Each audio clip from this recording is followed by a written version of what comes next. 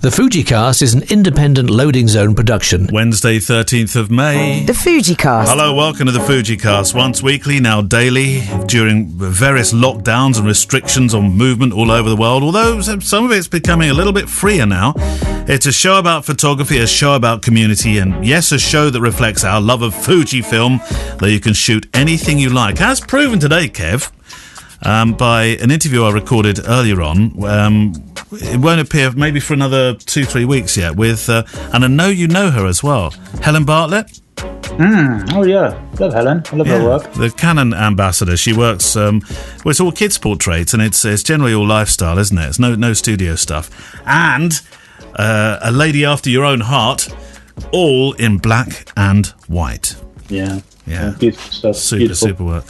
And on that note, by the way, I got a print from somebody else who I interviewed the other day, Leonard Neumann, the street photographer, who sent me a print. It came through. I'll put it. I'll see if I can get a link and put a picture up of the particular print because he said you can have any print, and it's very difficult when somebody says you can have any print you like. You go through the back catalogue, and that one would be nice. So maybe I'll put a link to it up there. But it did make me think. There's an awful lot of shops that before all this was happening were empty. They certainly were around our way. So I was thinking, Kev, wouldn't it be great if you and I had a photo gallery? Photo gallery? Yeah. Like in a coffee shop or something? All those empty spaces for people to actually do something. I was looking at the reason was I was looking at this picture from Leonard Neumann. And it's a picture of 4 people on a bench with a dog overlooking, I can't remember the property's name, but the property that the Marquis of Bath owned. But as I was looking at the print, I was imagining having my own space with lots and lots of these beautiful black and white prints. I've certainly collected prints as I've got. You've collected books and I've collected prints. And I thought, I'd love those, in a gallery. And I was just wondering whether that's a great use of space. Oh, you know what? There's a coffee shop. There was a coffee shop in Malmesbury, still here, attached to the museum, and Grumpy George used to run it, and me and Grumpy George used to get on like a house on fire. I'd go in every morning for my coffee, we'd have a little grump together, then I'd disappear. Everybody in your town is called something like Grumpy George or Naughty Nigel, or we got Postman Matt, got Big Nick, Big Nick, Chris, I've got Lazy Jeff. See, there we go. That's what I mean. Everybody has a nickname. So how would you know everybody? How would you know them otherwise? No point typing their surnames and stuff into your phone. Doesn't make sense. So he's got this coffee shop. Gorgeous Gemma is on my phone. Mellifluous Neil. Yeah, but that doesn't. Yeah, that's not quite right though. No, I don't really have you done as Mellifluous Neil. Nutty. But yes, anyway, so this coffee shop was Grumpy George decided to disappear and grump off somewhere else, and it was up for sale. And I was like, I would love it. I'd love to have a coffee shop that could be an art gallery, because it had this massive space and it's used for art, and I could imagine doing workshops and evening classes for painters and crochet and all of that other stuff. But I didn't. I'm serious here, Kev. We should have a coffee shop. Your old studio that you used to have down the high street, that would have been a perfect coffee shop. Yeah. And we'd do little workshops. You're right, we'd do workshops, we'd have the gallery obviously there, sell the prints. What do you think? Yeah. I'd love it. Talks, yeah. Stuff like that. I don't think you could essentially make a lot of money from it, but it's from a community point of view, I'd love it. Well, the coffee shop that we had just up the road, mind you, it was the one that... Do you remember on the last day before lockdown that we were able to record, you came here and we went off looking for somewhere to eat, and I took you to the Mug and Brew just down road, and it was shut. I'm hoping it's going to open again. I really am, because it's a lovely little enthusiastic local coffee shop. Nothing against the big brands, the Costas and the Starbucks, but I choose to go to the Mug and Brew every single time. I agree. I like that local thing, but that would be a great place as well, although it hasn't got so much wall space. I think, Kev, there's something in coffee shops. Who would have ever thought years ago that coffee shops would have money in them? I know, you've got to blame Friends. Do you think? Can't just be Friends. Yeah, it's all Friends. Friends, TV show, it's entirely that. Okay. Well, not blame, but thank, I suppose, rather than blame. What would we call our coffee shop? Couldn't just be Kev and Neale's place. How about something like Mellifluous Neale and the Art of Coffee? No, black and white, because it's coffee, black and white, milk and coffee, black and white. Oh, yeah, that's a good idea. Hey? That's a very good idea. There's something going on here, Kev. We've got an idea. Yeah, okay. We'll do that tomorrow, shall we? I'm not instantly being hit by your enthusiasm. No, I love it. I love the idea. Absolutely black love and it. white. It's I can see a website. I can see merch. Maybe we could send some coffee to Peter McKinnon. That's it. We talked about Daniel Milner as well the other day, the blurb evangelist and darn good photojournalist, the bloke that just looks, I think he's the same age as me, but he looks like he's 31. Yeah. And he, on the Shifter website, he said something really nice back. He said, can I just say how much I love the British? Just to hear the use of language is enough to set my heart aflutter. If you're British, you can come to America and do anything and get away with it. If an English person told me to eat a light bulb, I would, without question. I love. What about a Welsh person? But you're British.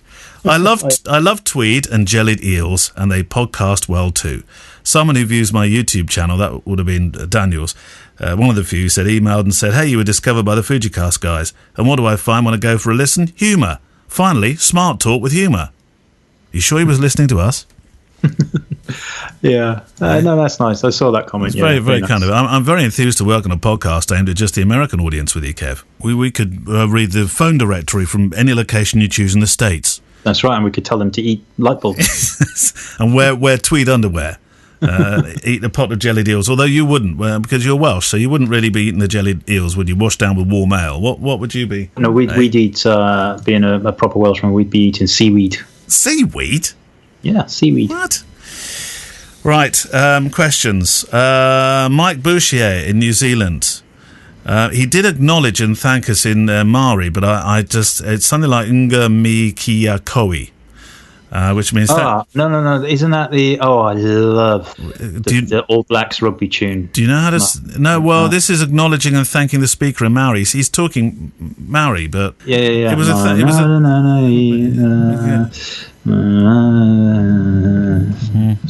Are you all right? You've gone into a mantra. It's something like kia kaha. Yeah, but you're talking about the rugby thing, aren't you? This is Nia kia ko. That's something like that. Anyway, that's how the song goes. I don't know if that's what he was saying. No, he's not. He's saying thank you for keeping up with the daily podcasts. Oh. Anyway, couple of points of discussion. My weapon of choice, Kev, is the Fujifilm X-T20. Love it. When I bought it nearly 3 years ago, it was a choice between this and the X-T2. I saved a few dollars with the X-T20, but lost out a few bells and whistles. But they are essentially the same. I've noticed in all times, you talk about X-series cameras, you hardly ever mention the X-T10 2030. Any reason? Big question mark. With almost the same specs as the bigger brothers, they are great value. They are, aren't they? Yeah, I mean... I suppose the only reason we don't talk about them is because we don't generally use them in our day-to-day, do we? Yeah, exactly. We don't have them. I did have an XT20, which I sold, and I did have an XT30 on loan from Fujifilm, which went back. Yeah, they are great, but they're not really something that we would use if you have an XT3 or 4 or whatever, purely because of various different things, single card slot, not weather sealed, all of that kind of stuff. But yeah, absolutely, they're fantastic. They're essentially the same as their bigger brothers, but in a cheaper box. Well, that's it. Perfect camera. There have been a few threads, he says, on the Facebook group as well recently about non-Fuji lenses. I have the Samyang 12mm f2, which is great for astro. Do you guys use any non-Fuji lenses? I don't personally, although during this period I've read so much about non-Fuji lenses. I'm very inclined to go find myself a little vintage setup and have a play with them. Well, I also have that Samyang 12mm, and it's great. It's obviously a manual focus lens, but it's beautifully rugged and amazing quality out of it. And I used to, when I was in Spain, I would take pictures of the stars. Would loosely call it astrophotography. Basically, I pointed my camera upwards, and it was amazing. Yeah, you would get some great stuff. Very difficult to do astrophotography. Yeah, that's something I've got, and I've also got the Viltrox 85mm 1.8, which is a recent lens. That's very good also.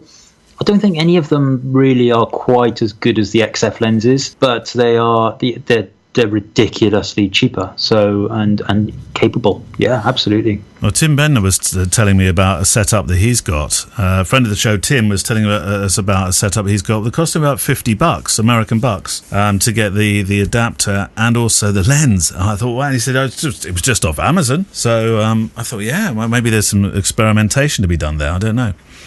Ian Victor, hello Kev, hello Neil, thanks for the daily shows. As a teacher, I've been on a rota which has seen me working in class still for those children who need support via video link. It's not been easy. I have, however, improved my Zoom presentation skills and decided to start making some short videos using my XT3 as a result of that, which gets shared as an end of the week challenge for the children to do something creative each weekend. This weekend, I'm going to have them do a special photo challenge. You thought you'd escape these, Kev. What to do? So I thought I'd ask my favourite podcast for some inspiration. I knew you'd love this. Photo challenge. I sometimes go to bed sweating about the words photo challenge. I thought you would. Yeah. I'll do you have one? I mean, I've got a suggestion for something, but I'll let you sweat this one out first. There's a wonderful book on Amazon. Can't remember what it's called, and I can't really look it up right now. But it's purely for children, or children-ish, and it's essentially challenges to do with the kids. And so it gives you a challenge, and there's about 50 in there, and then it gives you a little bit of space for the children to kind of print it out and stick it in, and then write about it underneath. Yeah, really cool. I will try and find the link and put it on the website. Website. Yeah. What's the matter with your words today? What are we talking about on Friday?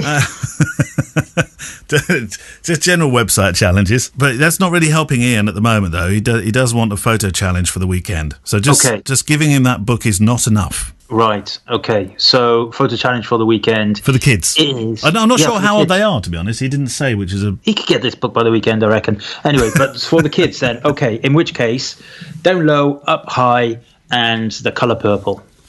There we go. Down low, up high, colour purple. What were those sleepless nights about? What about a time lapse as well? I thought of a time lapse of maybe do a hyperlapse. Do you know what a hyperlapse is? A really fast time lapse. Well, it's where you move the camera with the time lapse, isn't it? Oh yeah. Some people do it with like 6 or 7 cameras on legs, don't they? Yeah, it gets incredible. Quite. Gerald Headenshaw, you become a new fixture within my podcast app. I have a couple of questions. Number one, which app do you both use for your listening and why? We're listening to podcasts. I use Spotify. Oh, you're a Spotify person. Is there a reason? I like Spotify. I've got all my music in Spotify. I get Spotify for free with my Vodafone account. Yeah, Spotify. I don't have an Apple device, so I can't use those. The podcast app on Android is okay, but it's not. Can't really search very well and stuff. So yeah, Spotify is great. Yeah. I use Overcast, Gerald, and I use it because you can organise your podcasts using smart playlists, which I quite like. You can't do anything posh like that on Spotify. Right, you can do lots of posh things. You can even speed it up and slow it down. Well, I'm not quite sure where you're warranted, but you can certainly speed it up if you think, well, I've got 2 podcasts to get through. I need to listen at 1.5 times the speed. It does sound a bit bizarre, but some people actually listen to their audio like that. Yeah, maybe you can speed up through my waffling and rambling and ahs. No! Voice Boost as well. They have a feature on it called Voice Boost, which if you're listening, walking along a busy street, then Voice Boost is a really good way of cutting through some of that noise, which is quite good. Have you thought about doing an episode about making your own podcast, as there are plenty of photographers out there who may think it's a good way to communicate with clients? We haven't really, have we? We've kept this very much photography based. Well, yes, although I do keep encouraging you to do something along those lines. So, yeah, we could do. Why not? Yeah, there's no reason why not. I did actually start. I've recorded 6, funnily enough, over the last... I started before we... I was going to say we broke up for coronavirus, like it's some kind of holiday. And it will be on the loadingzone.co.uk site. I did make some stuff about how to interview and stuff. So maybe I should... Yeah, well, we're doing one about websites. Yeah. So why not do one... While we're still doing the dailies, which will end eventually, why don't we do one about sound, not just necessarily podcasts, but any questions about audio? Audio. Yeah, that would be a good one. Have you got questions about audio? Coming on that show. Pardon? I won't bother coming on that show. No, only doing it if you're there, Kev. Can't work on my own. It's like ant without deck. Or deck without ant. Yeah. And then, we've got our book coming up in just a second's time, but I just thought I'd throw this one in. Andrew Higgins, who is definitely now a friend of the show. Hi, Neil. Hi, Kev. Much enjoying the daily. I look forward to the final one, because it means we're all getting back to work. I do like the photo book discussions and recommendations from Kev. Today's book was The North by John Bulmer. Great, I thought. I've got that one. I'll take a look at it. Then he says it's out of print. Hurrah, he says, I've got that one. I'll take a look at it. Its value is 1,200 quid. Blimey. My copy, he says, is signed by John. Maybe it could be worth a bit more then. So do I read it or put it in a safe? No, they're there for reading. Always read and look. Yeah. I actually prefer, when I'm looking for second-hand books, I actually prefer ones that look like they've been loved. Yeah. Do you make notation in the margins? No, not in some of the texty type books I have done, but not in the photo books necessarily. Right. It's important. It is important to keep them in as good condition as you can. Keep them vertical. Keep the spines out. If they are really, really valuable, then cellophane them up, but leave a little bit of space in the cellophane to let some air in. Stop your dogs. Keep them high up from the dogs. I do have a copy of Trish Murtha's Unemployed, I think it's called, which is also worth quite a little bit now. However, mine isn't, because it's got Git-shaped teeth in the cover. Git didn't eat your book, did he? Yeah. Oh, no. I can't believe he would do something like that. No, so love the books, but love the pictures by looking at them. I'm trying to think of the book by Henri Cartier-Bresson, the wonderful... there's several. Obviously, there's lots. What's the one that he wrote in the Mind's... Mind's Eye. Yeah. Mind's Eye. Now, I bought that from a second-hand bookshop, and the reason I bought that particular one was it had loads of notation in the margins. Was it a first edition? I wouldn't have thought so, no. Oh, if it was. Imagine if it was a first edition and it was his own annotations. Go and have a look. I'll go and have a look at that. I mean, it's not, mind you, it's not in French. It's in somebody's written lots of things in English, so it's unlikely to be him. The standard one is worth about £6, but the original first edition is... Well, it doesn't look or feel like a first edition. Yeah. He said, anyway, I started buying photo books, usually 20 to 40 quid, a fraction of the cost of a lens, and occasionally getting books signed too. Now, look at this list, okay? Occasionally getting books signed too, and you think, oh, that's nice. Who have you got them signed by, Andrew? Well, Don McCullin, David Bailey, Bruce Gilden, Eamon Doyle, just to name a few. He reckons at the moment the few that he's got are worth £3,000. Cost to him 200 quid. I'd say probably more, wouldn't you? Yeah, possibly. But the thing is, we have to remember about books is that the market is very volatile. It only takes somebody to do a reprint and the value plummets.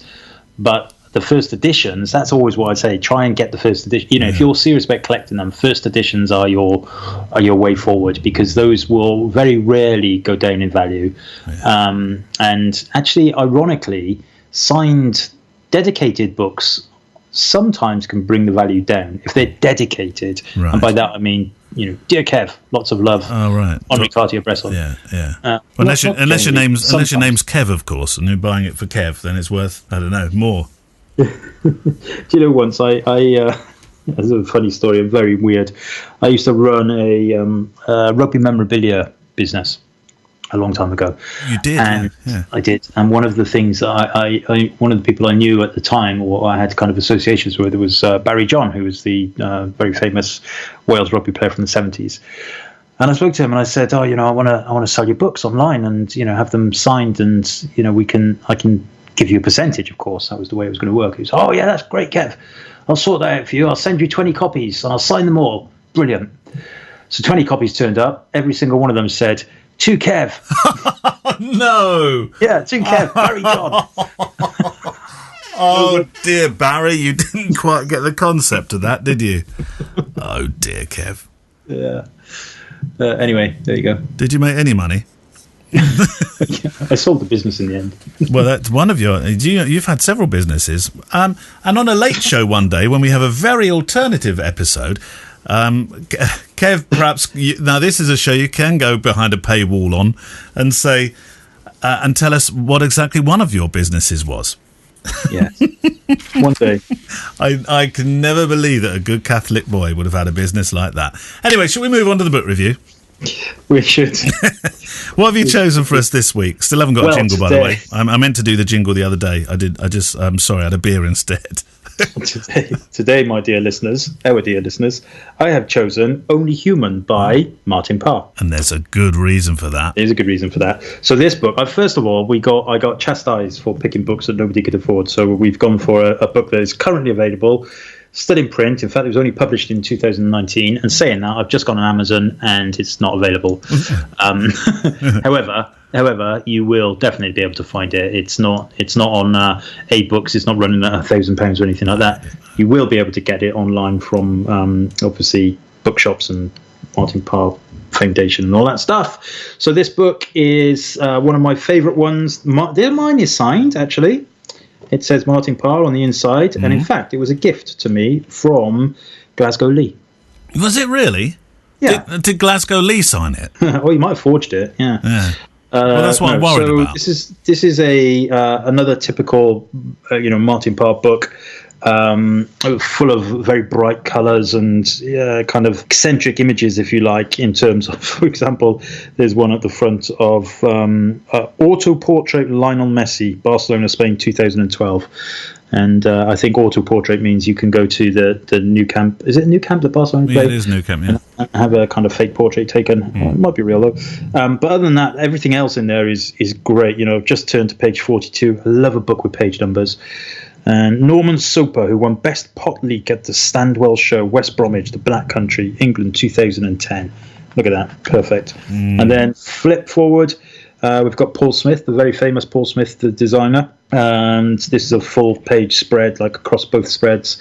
And it's basically, I would imagine this is his office or something. I don't know. But it's Paul Smith lost. You can hardly see him in this incredible room of books, record players, bicycles, prints. There's an Eddie Merckx, what looks like a jigsaw puzzle. There's a Canon printer somewhere sticking in there. There's photos, amazing stuff. And it's literally, seriously, a proper good old study of, what we all like to say, people being people. Yeah. Sikh Wedding, City Hall, Cardiff, Wales, 2008. Are they the type of photographs, particularly with the more famous people there, that you would have expected Martin to be taking or making? No, it's not mostly. I mean, that Paul Smith one was just one I flicked to, but no, absolutely. All the rest of them are kind of regular old folk. Ah, right. Okay. And of course, Martin, what he does is, or what he has done in the past is, kind of entrench himself in this the society differences in England, or in Britain, I should say. So you'll find a lot of pictures in here from horse racing festivals, balls, reunions, but always people just being people. It's great. Cheltenham Gold Cup. It's hard to explain it, I suppose, in that why it appeals to me, and perhaps it won't appeal to some other people. But when I look at these pictures, and we've talked about this so much in the past, guy drinking a cup of tea, you look at that and you think, it's a guy drinking a cup of tea. Look at that in 10, 15 years' time, and you will see it in a very, very different light. Well, you start seeing different things as well through Martin's pictures. Gingham always seems to be one thing that features, which definitely ages a photograph to a period, doesn't it? Yeah, it's beautiful, and it's and it's not just it's not just like kind of perfectly beautiful people or anything. I'm looking at page 218, Nice, France. It's a lady on a beach sunbathing. It's real. It's just real. Opposite page is Miami Beach 2015, and then there's this amazing picture, one of my favorites in the book, which is on the following page 220 or so, and I think, if I remember rightly, that's somewhere in Argentina, and it's this incredible scene of a beach which, talking about nostalgia, how long will it take before we can see a picture like this again? There is thousands, probably somewhere like Mar de la Plata or something, thousands and thousands and thousands of people just in this one very wide frame. Yeah. It's almost like, you could see Wally. Where's Wally? Poking up somewhere in there. Yeah, no, I perfect cover for that. And the interesting thing about this picture, I find, is there's a real kind of juxtaposition between this and some of the other pictures, in that you would be hard pushed. I'm looking now to find anybody who is not perfect bodied, ripped, tanned, gorgeous. They're all young people. It's a real kind of study of the environment there. It's a bit like you and me on a beach in West Wales, isn't it? on a cloudy day. I thought you were in it then for a moment, and then it's not. It's just a it's just a pebble. I thought you were going to say no. It's just a beached whale that they managed to find. Right, I love it. So the book is called. The book is called Martin Parr, Only Human. Widely available, of course. Hopefully. And is this the time where we're allowed to say something about Martin Parr, or not yet? Yeah, we can. I don't mind. Because it was only the other day that you sat there in your front room in your underwear doing your interview, but you were talking to the one, the only Martin Parr. Indeed, yeah. It was yesterday or the day before, yeah. So we've managed to line up an interview with him, and he didn't say, you have to review one of my books. He was very gracious to come on. So we will be airing that interview as soon as I edit out all my ums and ahs. As soon as Neil edits them. I was going to say, hang on a minute, isn't that going to be my job? I look forward to receiving that and hearing it. It was really funny, actually, in fairness to him. We did it on Skype, and I said to him earlier, we won't be doing video. Don't worry about that. I don't have a webcam because my webcam's tied up somewhere else. And the video was on all the way through, so he couldn't see me, but I was watching him in his living room. Oh, and now I was a very peculiar experience. Yeah, I was worried about that as well, because I've had those situations where, and of late as well, where you've interviewed people via Skype, and I've always said, look, I'm not going to have my video on. We don't need it. It's an audio only one, so let's save the bandwidth and all the rest of it. But they leave theirs on, and I've forgotten to say, look, your video camera's still on. Then you watch them and you think, and you can almost gauge their response to the questions that you're answering by their facial expressions. So, absolutely. He was wonderful, though, in fairness, and we're very lucky that he lent us some of his time. Good. Well, look forward to airing that in a couple of weeks' time. Well, that's it for today's show. Back as normal tomorrow. Don't forget to keep sending those questions out. We are now at the bottom of the mail, the email sack, if that's possible now, isn't it? It'd be possible to have one of those in electronic terms.